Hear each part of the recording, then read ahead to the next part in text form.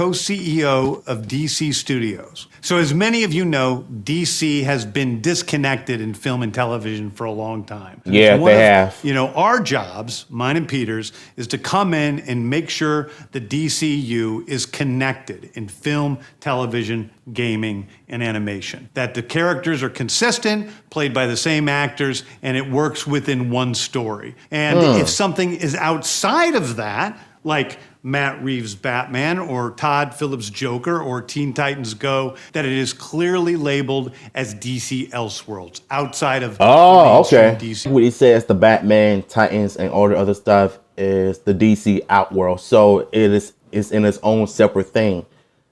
And so with the DC universe in its own reboot, I think I like where this is going.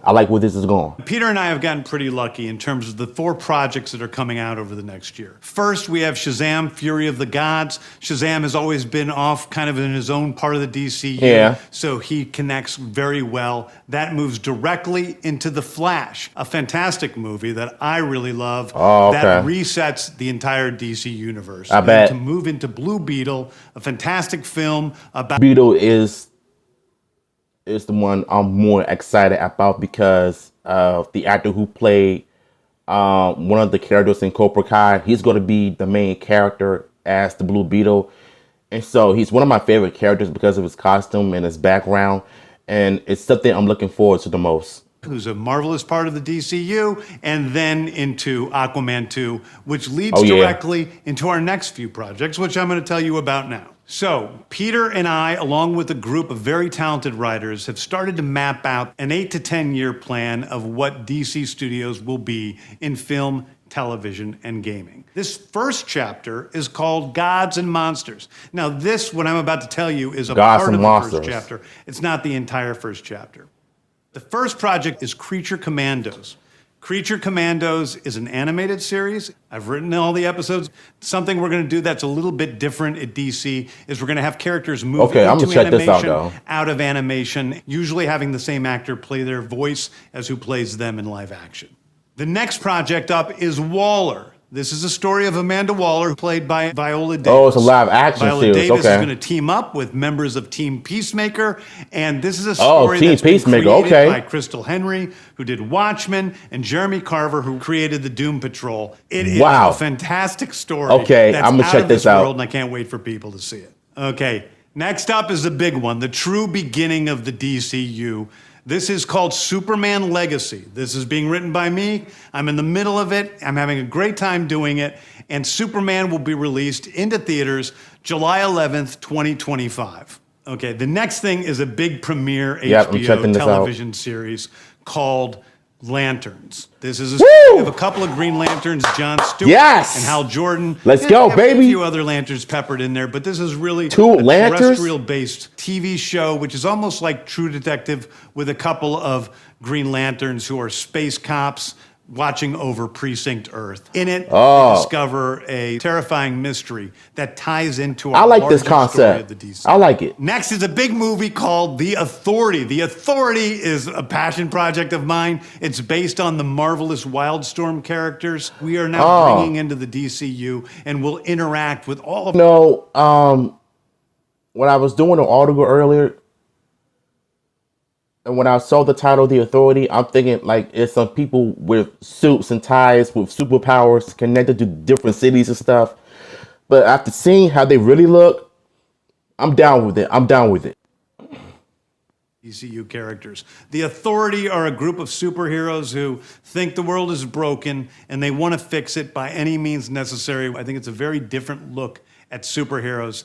We're doing a television series called Paradise Lost. Paradise Lost is a story of Paradise Island, usually known as Themyscira, which is the birthplace of Wonder Woman. It's almost like Game of Thrones with Westeros, but with all of the inhabitants of I'm definitely going to check this out. The introduction of the DCU's Batman is The Brave and the Bold. Oh, yeah, I heard about this. Is the story of Batman. Oh, it's a movie. His actual son. Sign me up. This is based on Grant Morrison's great comic book run. Damian Wayne is my favorite Robin. He's a little assassin who Batman tries to get in line. And so this is the story of the two of them and the beginning of sort of the Bat family in the DCU.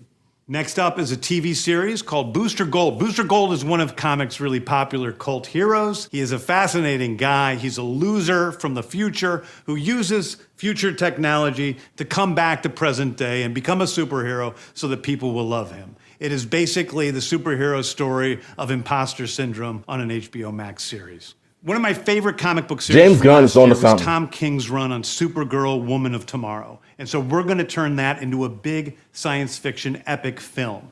Now, Say Superman is a guy who was sent to Earth and raised by loving parents, whereas Supergirl in this story, she is... Now look, I'm not a fan of the CW TV show because I thought it was too wokish, in my honest opinion.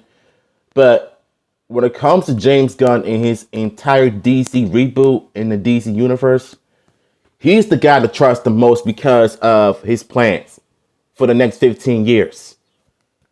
This is definitely something to look forward to because Supergirl, she's not everyone's cup of tea, which is understandable. But when it comes to James Gunn's plans, he might be on to something. He might be on to something. Raised on a chunk of Krypton. She watched everybody around her perish in some terrible way. So she's a much more jaded character. And that brings me to Swamp Thing. Oh, yes. Swamp Thing. Let's go. Dark horror story in the origin of the monster who is Swamp Thing. And although it's totally outside of the rest of the DCU, it will still feed into the rest of the stories. Anyway, those are the stories that I can tell you about right now. I've loved the DC characters since I was a child. They're incredibly important to me. I knew that this was a once-in-a-lifetime opportunity to do something very different. One of the things that's very important for me in all of these movies and TV series is that the director's vision and the vision of the writers and all of the creators is unique and something special. Storytelling is always king. That's all that matters to us. And I want to be true to those stories. I want to be true to you guys and really give you something different than you've ever seen before. Anyway, thank you. Bruh, thank you for giving us something that we all want to see. You heard him, you heard what he said. The writing and the storytelling is more important. Really all that matters as long as, as long as the story is good. And honestly, I trust James Gunn more than Kevin Feige in the MCU. That's basically when it comes to a few things that I'm more interested in, like Superman Legacy, the Lanterns, the Walter or War. Damn, I forgot the name. What else I'm interested in? Supergirl and what else? Oh, Paradise Lost. I want to check this out the most because it's going to be a live action TV show. And something tells me the TV show is going to end up being on HBO Max. Like, I'm calling it right there. And so, Paradise Lost, I'm interested in the most. The Authority, based on how they look in the comics, I'm definitely going to check this out in movie form. This is something I'm definitely going to check this out.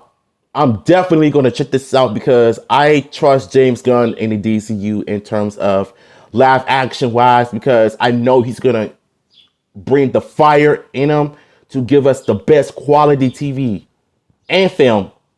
But the Lanterns, oh, this is going to be good. This is going to be good. Now, the biggest one is Superman Legacy. I'm definitely going to check this out when the movie comes out. So it's going to come out in 2025. And it's definitely like a film that is in the right direction. Because there's going to be some films coming out in 2023 of this year. Because DC is definitely doing something. They're definitely setting the tone of how the DCU content is going to be from now on for the next 15 years. Oh, this is definitely something that I'm looking forward to. If James Gunn in the DCU can do this, why can't the Power Rangers and the Hasbro do the same thing with its reboot? So it's definitely something to look forward to. So that is my thoughts on the entire DC slate. Superman Legacy, The Lanterns,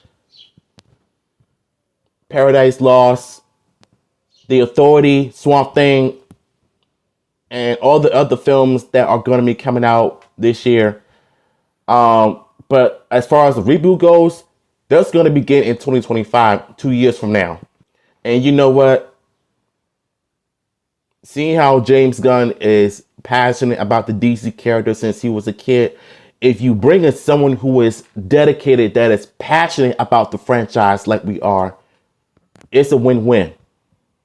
It's a W. All W for the DC universe. So if y'all want the original video, down below, what are your thoughts? Chime in the chat.